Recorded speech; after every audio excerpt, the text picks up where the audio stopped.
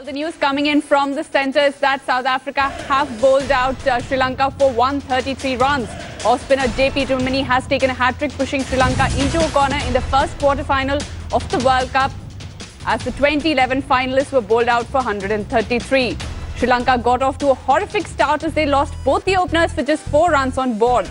Informed batsmen Kumar Sangakkara and Thirumalai joined forces as they steered the score past the 50-run mark. However, leg spinner Imran Tahir struck 2 blows in quick succession. He first dismissed Thirumalai and a few balls later dismissed Jayawardene for just 4. Sri Lanka's innings dipped further as Duminy took a hat-trick dismissing Angelo Matthews, Kulasekara and Kushal.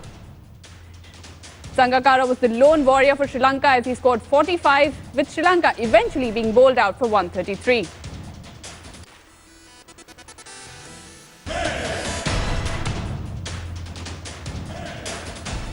Andrew, whatever we spoke before the match, I'm sure you're regretting that.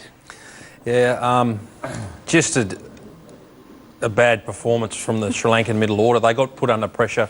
We talked about the first 10 overs. There was probably a little bit more bounce there than what they probably anticipated. The South Africans bowled very well early on, took early wickets, which put the middle order under pressure. And then, as we've talked about through this tournament, you've got to have men that have been in to attack the spinners, and they didn't have that, and the spinners tore the heart out of the Sri Lankan middle order. You spoke about that fifth bowler being a big worry for South Africa, and ultimately JP Duminy, who was the fifth bowler, ended up taking a hat-trick today. He did. I well and truly talked him into it. But yeah, I mean, as I said, they didn't have established batsmen to put pressure on the part-time bowlers. This makes a huge difference if you don't put yourself in that position. But credit to the South African bowlers. I thought Abbott bowled beautifully with the new ball. He really attacked the stumps and he got the ball swinging. And the other thing I think that sometimes goes under the radar is they took all their chances. They didn't drop any catches, and there was a couple of sort of difficult slips catches. Keeper took that first catch, and then de Kock took the first catch, and then the second catch, Du Plessis, was a low-down catch at slip as well. So they got away to a very good start and put Sri Lanka under pressure.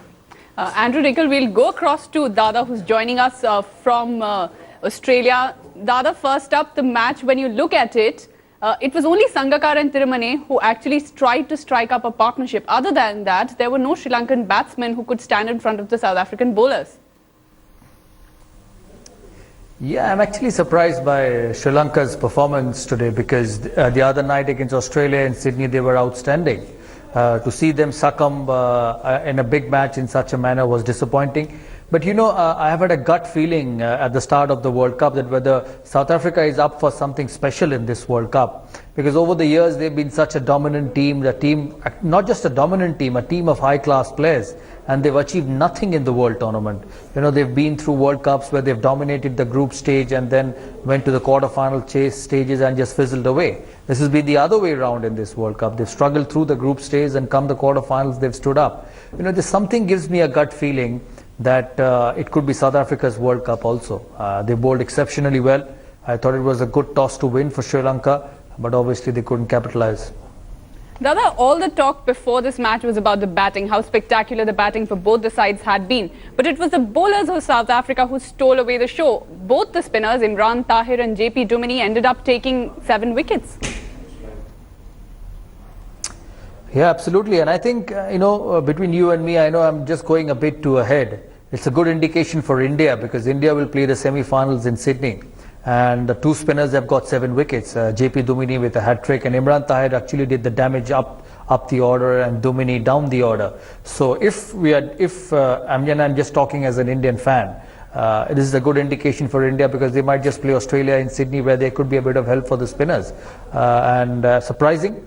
You know, South Africa, when they went about the change at the start of the game, where they left out Bayreddin, and they knew that they had to make de Villiers bowl those few overs in the middle, they would have been under huge pressure if the openers would have got a start. But once they got early wickets, they could use Duminy differently. So things worked out well today. It's just simple, you know, you get wickets with the new ball, you get the top order out early, the game becomes a lot easier.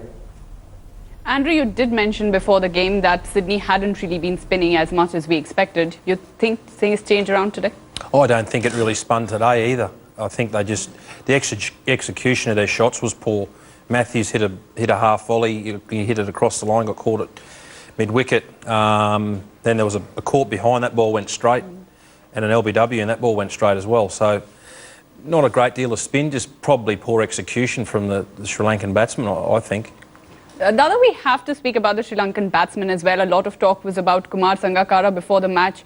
And when we saw him today, he was trying to stick in the middle, but he took a lot of deliveries as well. So here is Kumar Sangakkara finishing with 40-something and having played almost 100 deliveries.